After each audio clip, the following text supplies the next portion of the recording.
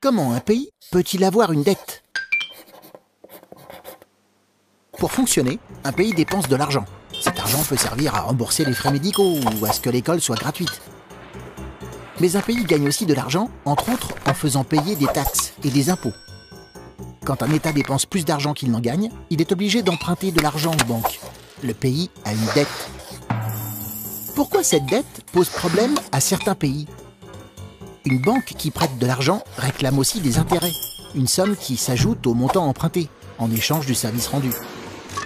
Alors le pays emprunte souvent encore plus d'argent dans les années qui suivent pour pouvoir rembourser ce qu'il doit, plus les intérêts.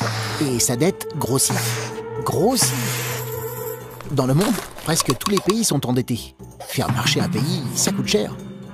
Pour certains, comme l'Italie, le Portugal ou la Grèce, cette dette est si énorme qu'elle est très difficile à rembourser. Par exemple, en 2010, la Grèce a dû demander l'aide financière d'organismes publics européens et internationaux. Mais il y a une contrepartie. Quand un pays obtient ce type d'aide, il doit s'engager à faire de grosses économies. Et les citoyens en subissent généralement les conséquences. Les impôts augmentent et le salaire minimum baisse. L'État peut même supprimer des emplois dans les mairies ou les hôpitaux publics. Que faire pour éviter tout ça? Certains pensent que les banques devraient demander des intérêts moins élevés. Ainsi, les pays s'endetteraient moins. Tu te poses des questions? Nous, on y répond.